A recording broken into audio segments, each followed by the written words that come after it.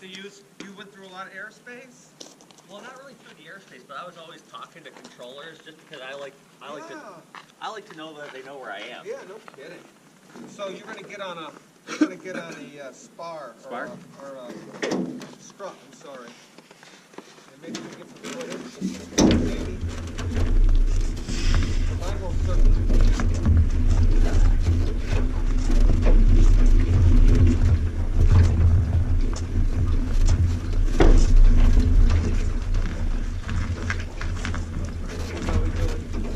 Good on this side.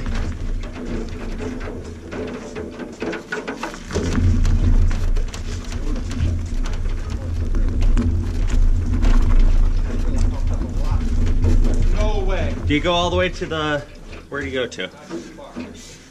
I don't want it to get too close to the, you don't want it to get too close to these things back here, you know? Is that good then, right here? Yeah, that's it. There we go.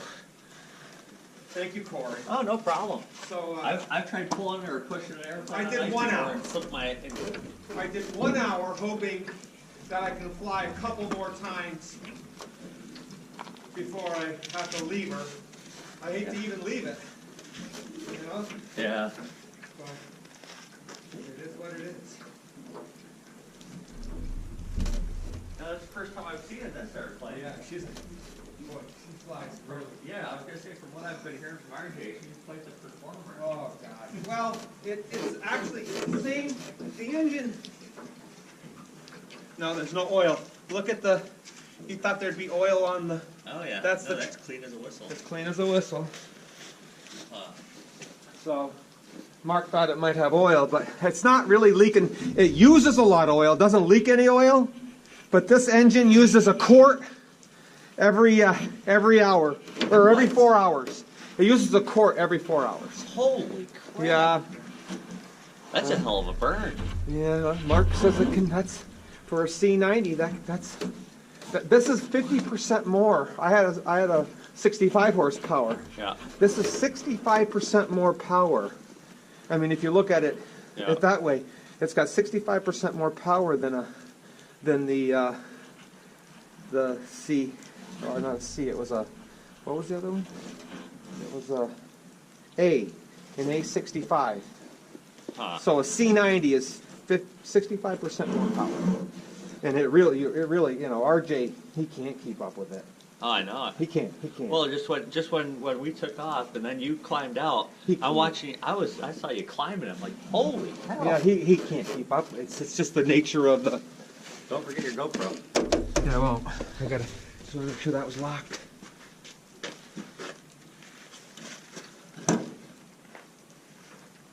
Where was this airplane when you got it? It was.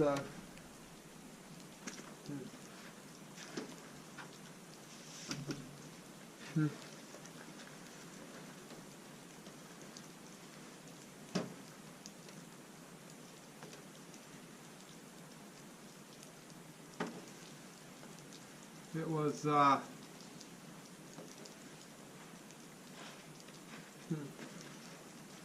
See something? Yeah, just.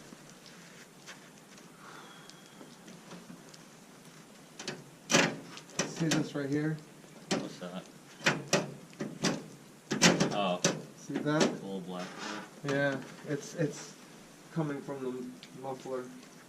It's just got to get me down to, you know, maybe I'll die. I just got to get her to Florida, you know.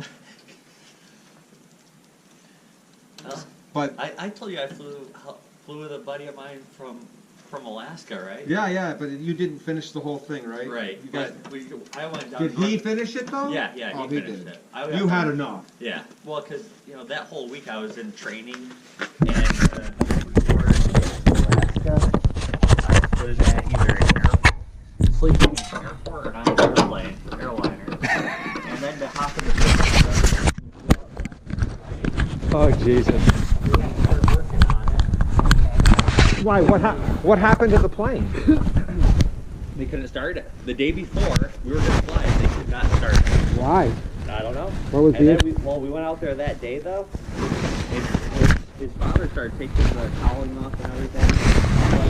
My buddy said, before we go and take everything apart and put the starter on, why don't we start trying it? His father's like, well, I don't see the problem. Go ahead and try it. Start turning up.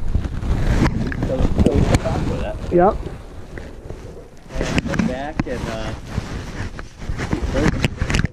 take off and landing because touch and goes and whatnot. And so it was going on 4 o'clock or so. And the only sleep I had was at an airport at that point from the night prior.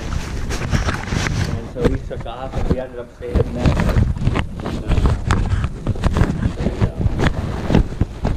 Up in Cape Isdo. No, it was a Manchester. Jesus. And stayed the night there. That was the best night sleeping in quite some time, or in that couple of days at least. And we take off and we start working there again. And I think it was that night we ended up we're in Canada. We're going towards the airport. We plan on going anyway. Yep. And we're flying along. Everything's fine. You know, everything's been purring right along, and all of a sudden the engine goes. You know, kind of. I had a mini heart attack right then. And then I was almost considering calling it done right then. Yeah. But next morning we hop back in the airplane. It's like, all right, let's keep going. I don't really want to have to catch a flight to Canada after this game. No. It would be. So, so next day we take off again, and we're close to the border. Come this way.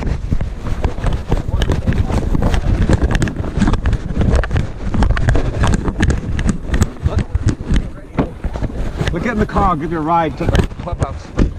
Yeah, let's go ahead and land there, just to, you know. I can stretch my legs out here a little bit. And so we land and, you know, add some fuel. And, nice. Sorry. That's nice. And then we take off from there, we get in North Dakota. At this point, we're descending because clouds are coming in. Oh, clouds Jesus. are moving in. And we get in there. We get in North Dakota. It's pouring rain. I mean, pouring Oh, rain. God. And customs come out. They check us out and all that kind of stuff. And I'm like, that's it. I'm done. I'm beat. Oh, so you made it to North Dakota. North Dakota. So how far was it from Alaska to North Dakota? Well, I'm not really sure because there was no direct path we could do. We Why? were flying all these valleys to get through the mountains. We were at 9,000 feet, and the mountains were way taller than we were. I wish my other freaking phone was working. I'd show you one of these pictures. I don't know if I ever did. I show you this? No, you can text them to me, can't you? Probably too long. They're on my other phone, and that one, the display went on it, so I can't get anything on it right now. That's why I just bought a new phone the other day. But there's this one picture. If I can get that working, I'll send you these pictures. There's one. We're flying along, and there's the mountains right on the side, and the clouds are right here, and there's mountain above the cloud. It's like, oh shit. So you made it to North Dakota. That's North right. Dakota. I call it quits then. And he flew from North Dakota to where? Back to St. Louis, Missouri. He had another 5 hours. Oh, he wasn't very far Yeah. then. No. And then you caught commercial? Yep. The 2 times I heard the engine go brrrr, I'm like, okay. That's enough. Why was it doing it? I have no idea. I still have no idea. No clue at all. That would be scary. Oh yeah. Well, when we were flying through the fucking mountains and it did it, if it did it then, I don't even know what I would have done. You would have been out of there. Oh yeah. Yeah, that's ridiculous.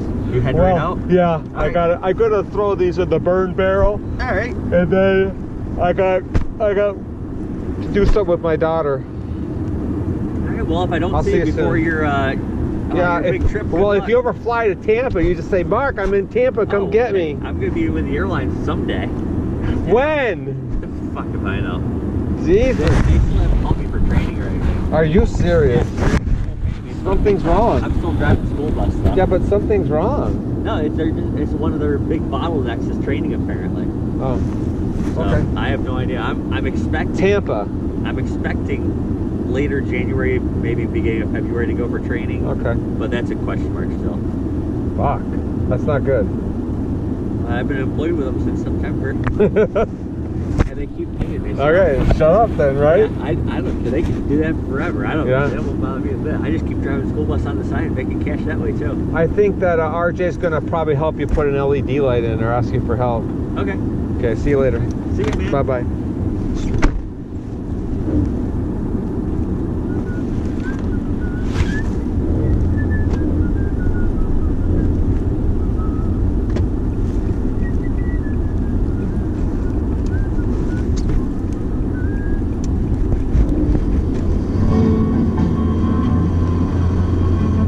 Curating a series where I always have a youth poet, a poet over 60, an emerging poet, and a seasoned poet, followed by a 30-minute workshop. And I'll be doing a lot of workshops and writing, trying to bring people in the community together that probably wouldn't be working together or maybe not even reading poetry.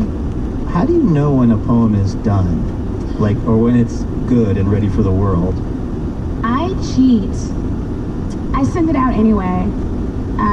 Even if you don't think it's ready? Well, I'm a series writer also. Like, I don't want to write a 23-page poem. So if a topic just won't leave me alone, I will do a series of the same topic. That's my way to sort of getting around not being finished with something. But for me, I never really know if it's done. The poem might talk to me after it's already published, and I might write another iteration of the same piece. We're talking to Anastasia Renee. This is Livewire Radio from PRI. She is the civic poet of Seattle. We're coming to you from the Neptune Theater this week. Is this a time when you're writing poetry where you feel like, because of the political kind of situation, because of the way the world feels, a lot of times it feels like people are just so divided on some of the most basic things, like basic objective facts of the world are no longer things that everybody agrees are basic objective facts. Is that something you can address with poetry? I mean, is that in your mind when you're working these days, like the wider world and what's going on? I think one thing I love about writing is that I'm a hybrid writer, so I don't just write poetry, so I can get some wiggle room in some fiction or microfiction or even editorial essays. But when you wake up one day and you happen to be everything the president hates, I must say, you're right about it. And so writing has been my saving grace. Writing is my protest. I'm not going to be outside with a picket sign, but I'm definitely going to write. So I'm an activist writer.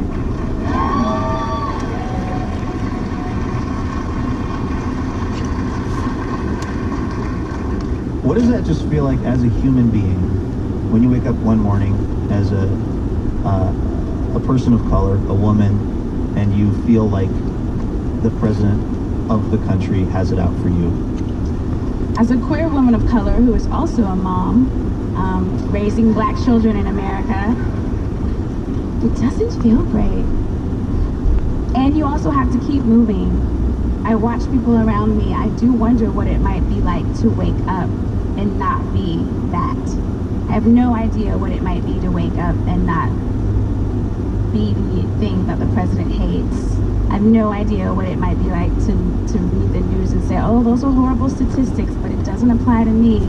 I don't know what it's like to be an ally in that way. I'm constantly in it 24/7. So I think that's the bigger lesson for other people to understand. I don't get to take a break from being who I am. So I write about it. Yeah, I was gonna say, that sounds like it would really be exhausting. It is, but I get some energy by exchanges like this. This helps me as a writer, as a creative person, as an activist. You brought something to read. I did. What have you selected? Well, I thought I would go light for me. Okay. So I'm gonna read a zombie poem from. This is Anastasia Renee, the civic poet of Seattle on Livewire. Zombie 1. You will never tell them you are a zombie, that you have been awake since the last time you were killed, that your metamorphosis is a lucid nightmare, sticky with hope and antifreeze, that you have schooled yourself to walk with your hands down to your side.